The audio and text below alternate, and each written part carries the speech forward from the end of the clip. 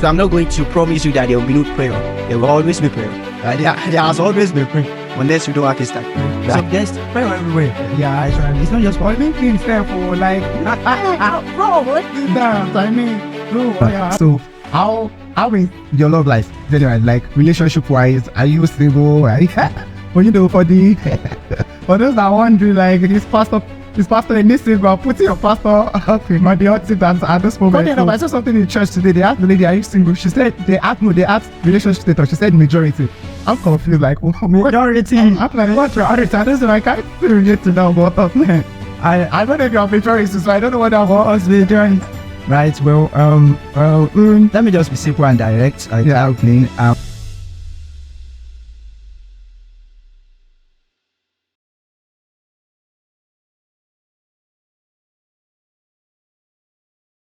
Yeah, hello everyone. My name is Samuel Uluwadbami, and this is the School of Growth. So this is the face behind the School of Growth podcast. And yes, we are coming to YouTube, turning the camera on. And the assignment of School of Growth, as you all know, for those that have been following, and for those of you that are new here, is that for every young person, at every stage of life, listening to this, after each episode, you should be able to have clarity on what to do. So as we release each episode, you should be able to know exactly what to do in various areas of life. And we are having something new in the School of Growth. We are going to be bringing, guests, right, where they can share life experiences and all of that. So today I have a very special guest in our midst, right? He is the current president of Class 1 OAU, right? He is also the founder of Law Global Up. He's also a member of the Evangelical Christian Union and currently the academic secretary of that house. Ladies and gentlemen, please welcome with me Mr. Olaposi Inioluwa. Thank you very much. Thank you so much. Thank you very much, Sarah. I appreciate this opportunity. Such a wonderful privilege. Yeah, thank you so much. Yeah, so I've known Mr. Prince for quite a while. I mean, yeah, he's currently a 500 level student of African Law University Faculty of Law. Yeah, we've been classmates for, since part one, and I've always known you to be, a lover of God, right? Someone that has also always been given to growth, right? So it's really a pleasure to have you here and share, your wealth of experience as a student. You're a student, you're into ministry as it were, as well as business, right? Doing your own stuff. So I would like you to just share about yourself briefly. Who is Well, thank you once again, Sarah, for having me. I do not take this for granted at all. Well, that's a huge question. Who is individual and aggressive? Like you said, some of the things that I'm seeing God, do in my life, and just privileged to be serving as president, like you said, of the Christian Law Students Fellowship of Nigeria OAU chapter, and also to have founded a legal tech company known as Law Global Hub, as well as being the academic secretary of ECU. So yes, I'm a lover of God, sincerely love Jesus, sincerely love His people, the church, and I'm relentless in my efforts by grace to seeing that I'm a better version of myself every other day, as well as to help people in training, in knowledge, imparting wisdom and understanding, in helping people to metamorphosize better version of themselves every now and then. So I'm glad to be here. Ethan, for that's amazing. Yeah, so I'm going to be asking a couple of questions, right? And I hope that for the viewers that are watching this, you should be able to take one or two things out of this conversation. So the first thing I want to ask is that, as someone that you are in a place like OAU, right? You I would not say, I may be wrong, but what's your journey of self-discovery like? Like, there are many young people that are yet to actually know themselves. They are yet to become self-aware, right? So if you ask the average young person, like, what are your goals in life? What do you want to do? Who are you generally? So they are yet to actually, everything is just about what their parents have told them they are, what the society has molded them to be. So many of them are probably in a particular department because, this is just what you should be doing at this time. So for you, how was your own journey of self-discovery? When did it start, and how did you evolve to, literally realizing that, okay, I have a life of my own, right? And I can make my own decisions. I can literally create my own future. So what's that journey like for you? When did you become aware of yourself and all? Well, thank you for that question. I think, the self-discovery part of a man's life, of everyone's life, it's actually a very important phase.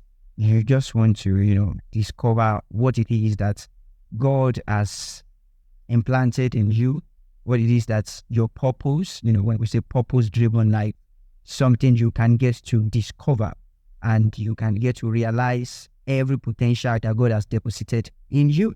But to be practical with it, I would say that for me personally, the different phase of my life facet of my life that I've seen played out in the past few years, right, which has culminated in what has been defined as in the Olaposi area, right? The discovery of each of those fields came at probably different times, right? So growing up, I would say that I discovered that I love to teach, particularly to teach God's word, right? Because I think that was something that I developed from my parents' experience. My parents are pastors, right? So my daddy teaches, so he does that, but that's not automatic in itself.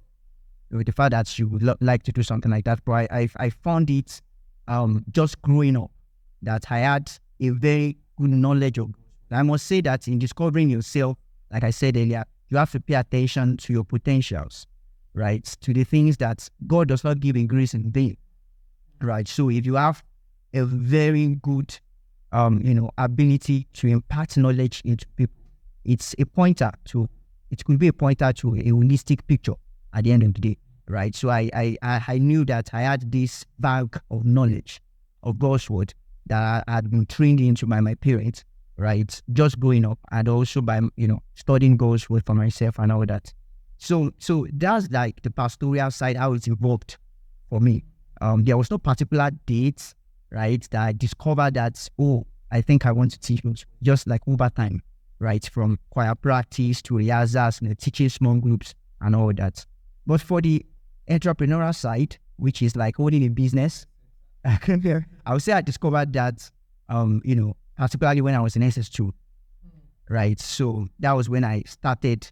What I do is, the legal repository. It's generally what you call a blog, but it's not really a blog in the real sense of it, formal sense of it. It's more like a repository, right? So that was when I started. When I was in SS2, I used to have own a blog, at that time, known as Purposefully.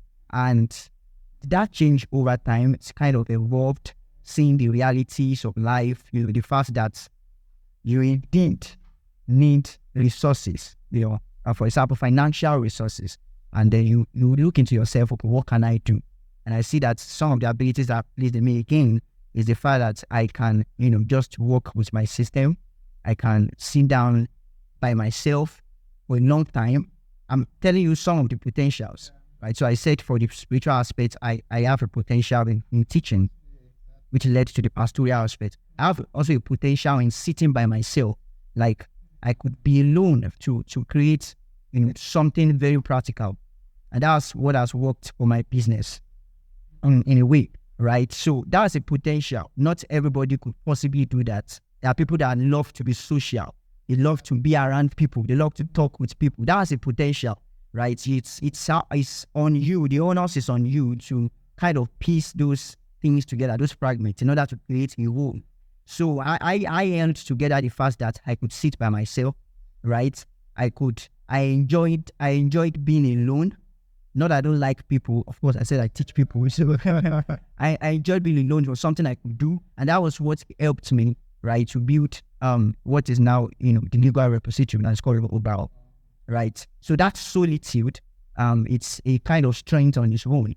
Part of my own personality. Like, it's a potential, right? Something that you want to use in the right way. You see, because everything can be used either wrong or right. You should do. You know what I'm saying? So people use solitude. You could also use solitude in a wrong way. Beautiful. So I would love you to actually talk about a bit of how do you handle negative peer pressure, right? So, for instance, you are in a place where you have your values, your principles, and all of those things. But at some point, probably in interactions with classmates or things like that, probably with schoolmates and stuff, but were there times where you had, pressure, negative peer pressure, where you felt like, wow, I shouldn't be doing this, but because of the pressure? And how best do one handle peer pressure generally? All right. Peer pressure. You see, the thing about prayer generally, whether it's peer or not peer, right? Is that you can really use things like that in two ways, right? There is a way you can filter experiences that you need to negative prayer as it will. Let me just characterize that negative prayer, where you begin to do negative things, you go like sell, probably try to spend some money you don't have, try to steal because your peers are buying this iPhone and then you are using this what's now Redmi or something. No, honestly, no. Right. In my head is this idea. So let's say you are you're just using that. So there's a way prepare can push you. Yeah, exactly. That's some energy you don't really have, and lead to something negative. Maybe you go and steal, or you go and rob someone out of their phone just to have your own. You see. So, but there is a way you can turn every prayer that life throws at you. So I'm not going to promise you that there will be no prayer. There will always be prayer. Right? There has always been prayer, unless you don't have Instagram. Right? You have a point. Yeah, I thought story through Instagram already. Wow. Or you do Twitter, didn't you? Yeah, I mean, sometimes. I said sometimes, yes, definitely. I do need that, definitely. So there's prayer everywhere. Yeah, actually. It's not just for LinkedIn itself or like, bro, what do that? I mean, bro, yeah, all your guys are on. Yeah, I see it out there. Yeah. And everybody, yeah, what you want to do in your life, everybody's trying to see it. I mean. So when you see all that, and so that's what I mean. There will always be prayer. I can assure you that. Right, but what you do with prayer is what matters. So I said, don't use it, don't turn it to something negative. Don't go by yourself trying to please people that don't really care about you. That's the point, right? Just use it positively. How can you use prayer positively? Well, it's revitalizing your strength, yourself, just knowing again and again, right? Having that same confidence. Just having that same confidence within you, it's like you are rebooting the system, right? Just having that same confidence that my life is greater than this, right? My life is greater than this. So every time, there are times I really go on LinkedIn intentionally to check what my guys are doing, right? Like just to check, oh, look at this guy. Yes. This one is now scholarship. Some people are saying sharing the certificates and all that. So seeing all those pictures, right, just help me to reboot. Like I'm going to press on with what I'm doing, right? I'm going to, put in my best also, right? I'm not going to be over myself. I must, by all means, this must happen. Not exactly right, but I'm going to put in every ounce of effort that God has afforded me to see that I drive to my destination. I'm not going to give up. Right, so just turn your prayer to a foresight, right? Turn it to power. If I may use the word, right? Turn your prayers to power. Let's make your energy stronger, right? To do the things that God has called you to. That's really the way to handle. Beautiful. So I'll be going at it a bit now. I think I'm not expecting this, but yeah. So how is your love life, generally, like relationship wise, are you single? Are you, well, for the for those that are wondering, like, is pastor in this single? Putting your pastor up in the hot seat at this moment. So, and I'm like, beyond that, also, I want you to also address the fact that there is this love craze now. Like, everybody wants to be in a relationship, right? Sometimes you feel like you are lonely, and that's the reason. Sometimes you feel like you like this person. Sometimes also even fear of missing out, right? Like, what if this person goes? How would I be able to get someone like this? So first and foremost, yourself. Then also, how do we address issues like that, especially as a young person that is just trying to get life play and things like that? All right. What kind of setup is this? All right. Funny enough, I saw something in church today. They asked the lady, "Are you single?" She said, they asked relationship status. She said majority. I'm confused, like, majority. I'm like, what? I don't know. I can't relate to now, but I don't know if you're majority, so I don't know what that was doing. Right. Well, let me just be simple and direct. I'm still single. Yes, they say if you are not married, if you are single, so that may be the case. When you are single, I'm still single. Well, I think what you mentioned about people having a rat race to get into a relationship can be something that applies for undergraduates, particularly when final year, like with their final year, and but in the landscape of relationship, generally speaking, it's not really about I want to be in a relationship, right? You want to be able to listen to God, right, and know God's leading concerning that. It's just like every area of life, like career, like everything, right? You just want to know what God is saying concerning relationship life. I mean, this is someone you are going to spend the rest of your life. You don't want to just play around. That's a long time, man. List of games. So actually, you really want to sit back and lean close to the heart of God to know what God is saying. And when God gives you a sure word, right, you can be confident with it, right? So so you can be confident with it, and you can, reach out to that person, that lady right there, right? And that's a word for someone. So I'll just say, be sure that, God is the one leading you to know this, and not just your ego, not just yourself, not just wanting to belong, right? All my friends are now engaged, or all my friends are now in leadership. I want to do that, and also with that, particularly ladies. You just want to calm down. The brother is coming. Actually, that's what's coming. That's not for someone. The brother is coming. Actually, I just repeat. And for guys also, be confident in God's plan, not your skill. Well, yeah. So I'm going to be asking, like, now you're at 500 level, right? And there is so much like you've done for yourself. There's still so much more to do, right? And it's beautiful to see that. To see someone on the same journey. I don't know if you get, like, it's beautiful to see people on the journey, on the path of making progress with their life. It's always easy for you to see people at the peak of their careers and be like, I want to be like this person. But it's a beautiful thing when you see people literally also moving at the same pace that, you feel like that you are moving in life as well. So, I also ask, even though you would say you are not there yet, but what advice would you be giving your younger self?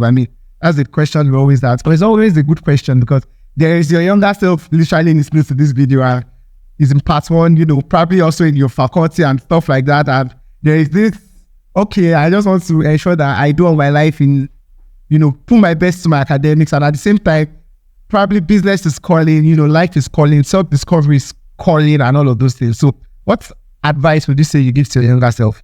A deep one.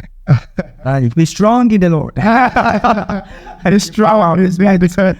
Right. So you really want to have your life defined from God's perspective, right? Because I think that's something that is important, and that will inform the associations you get into, to inform the kind of career path you choose.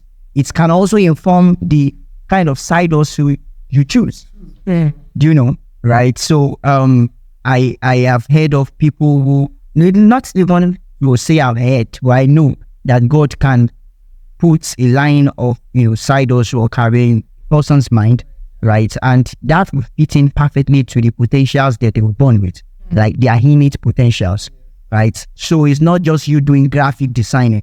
It has to be that, God just informed you about what more you can do. And, this is an advantage because I know that this podcast really, really reach out to believers, right? This is an advantage that believers really want to take.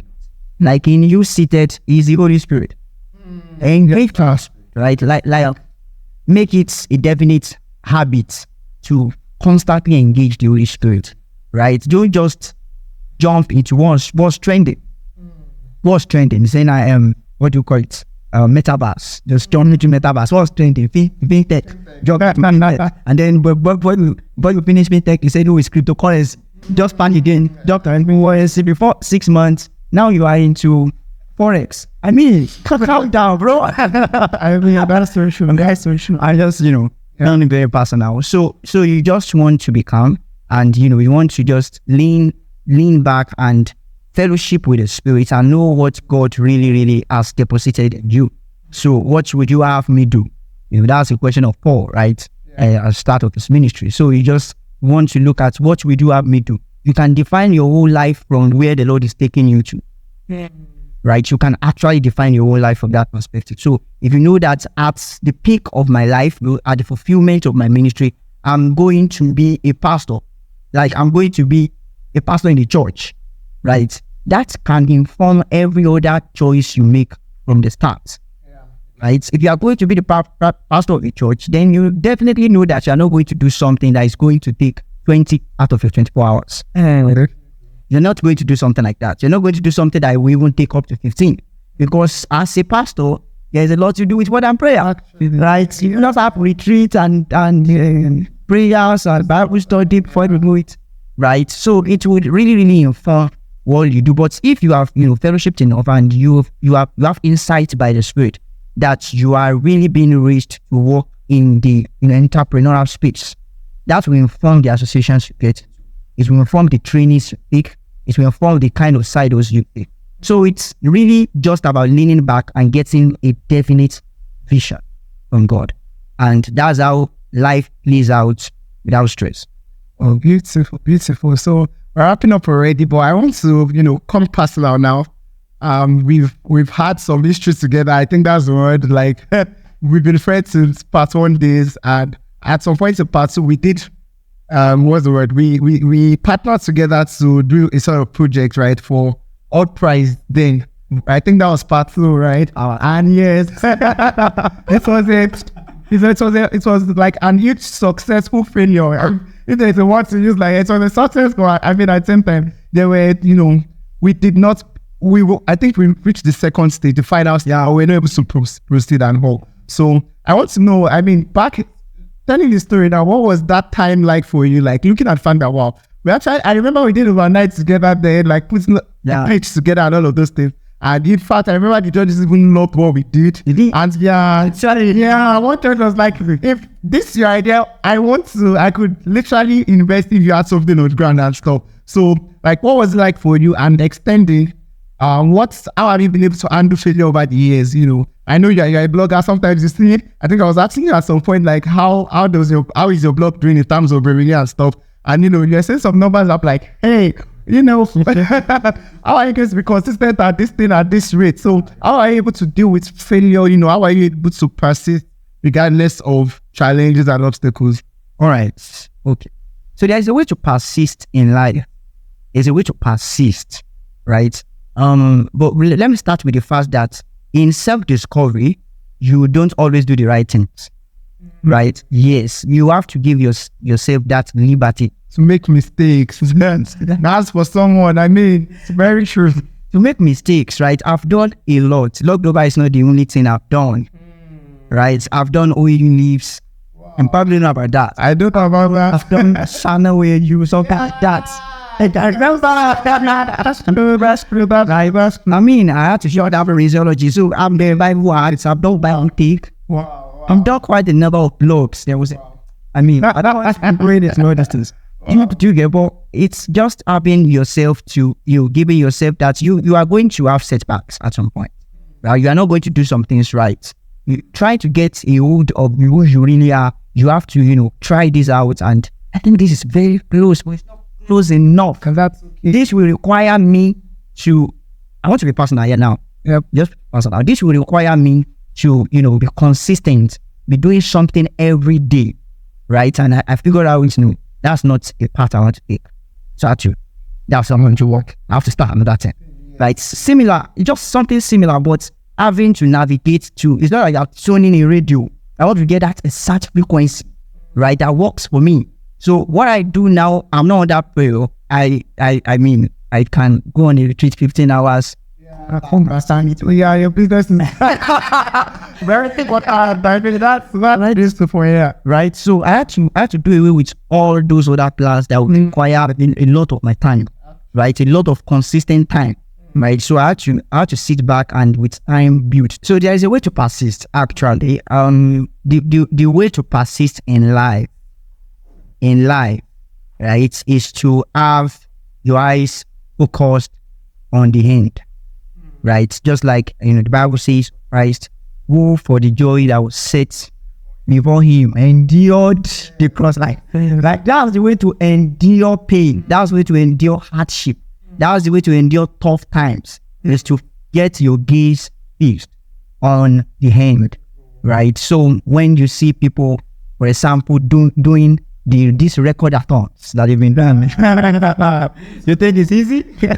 Not to stable. And we're doing something for hours, but they just have their eyes focused on the certificate, focused on the glamour, the celebration that will come with it. So once they have their eyes on that, it kind of just neutralizes everything else. So they can persist through the pain. So that's really the way to, go through tough times and not be broken, is to know that there is an end, right? And the end is glory. So, or the end is glorious anyway. So you want to just get your eyes so focused on that you can walk through the process.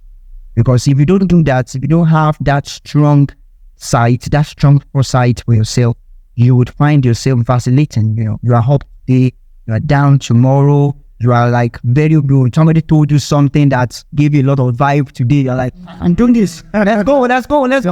Now run across motivation. What's national hospital? Run across TV obstacles. Is it like this life? Right, but that means you don't have an anchor yet. There has to be a future. There has to be an end. There has to be a goal that sets your arm. That's why when God calls people, He shows them the end from the beginning. It's not in vain. It's because when you have a picture of the end, you know what you are running towards. Right? You know what you are running towards. So Joseph knew that he had two dreams, that two clear dreams. His brothers bowing down to him, right, and all that. Jesus knew where he was going with this, right, with the pain and all. So you have to know where you're going. Set that picture. Let it be clear, right, and then you can now see it through the process. It was a nice time, having you. I wish I could go on and on. Right, Mr. Prince, Mr. Southwell. That's what we call it. The date on our show. I shout out here on the phone. It's so grateful to be doing this with you. You're a friend that I've always been grateful to God, to meet on this couple and me. Even though we've not been in such recently. Yeah, okay. Let me say something about you as well. Yeah, I just thank God for you and to see you do what you do, right? To see you evolve and over time. So I just celebrate God in your life. Thank you so much. It's just that great grace. Thank you so much, sincerely. Thank you. Like, know what has gone on today, right? For us to do this anyways, but he has been with us it's been 4 hours now, almost 4 hours. It's been amazing. Thank you so much. Thank you so much Thank you for having me. Thank you so much. Yeah, so this is, we are finding a date, right, on the School of Growth. My name is Samuel Oluwadbabi. What we do here is to ensure that each episode you hear, each episode that you listen to, you're able to give clarity about life and destiny. You know exactly what to do. So chest episode coming, right? Shout out to my team members as well. We can see them. Today was very, very hectic. Like, shout out to Esther Aqua as well. She's been amazing. She's my partner. Used to buy this thing, and it's really, really beautiful. And do this. Yeah, so the other thing for us. One last, final words. Final words. Well, I would just like to tell everyone you listening to this that the three major principles that I think control excellence in life, right? And I'll tell you the three very, very clearly. Number one is to have a vision from God, right? And from God, I mean, right? And you discover that you lean to God to know that, you pray about that, you get insight into that. When you have a vision from God, the next thing to do is to highlight what it takes to fuel the vision, right? That's when mentorship comes in. That's when reading books comes in. What does it take to become a worldwide YouTuber? Okay. What does it take to become a global soccer player? Right? For someone. Yeah. What does it take to become a renowned cinematographer? If there's a word like that, okay? Right? So what does it take? So that's the second thing you have to figure out. Right? And you start from having the vision of God, you move into knowing what it takes, and then the third stage is just an implementation stage in line with the power of God. So you want to put the prayer to work, you want to put the reading to work, you want to put the implementations to work, you want to put the training to work. Go for training for this thing, right? Sit back with people for this thing, learn how this thing is done professionally. Right? Don't just sit, and be convenient with being a local champion, celebrated by 100 people, while there is a global stage and what God has shown you. So don't give up on your visions, press towards it. God's power is for you, it's always at work. And you can count on God to bring out the best in you, always. Beautiful. That was amazing. Yeah, so thank you so much again, everyone. Thank you again, my guests, for coming around. Yes, so once again, this is the School of Growth. Please like, share, and subscribe. That's what you're supposed to do. So it's so weird. Like, I'm still feeling weird I'm on YouTube. But anyways, it is what it is. We are here for you, right? So ensure you like, share, and subscribe. If you found this valuable content, ensure you share with your friends, share with your, with family and loved ones as well, so that someone can take something, very, very important out of this discussion. So next time, see you again on the School of Growth.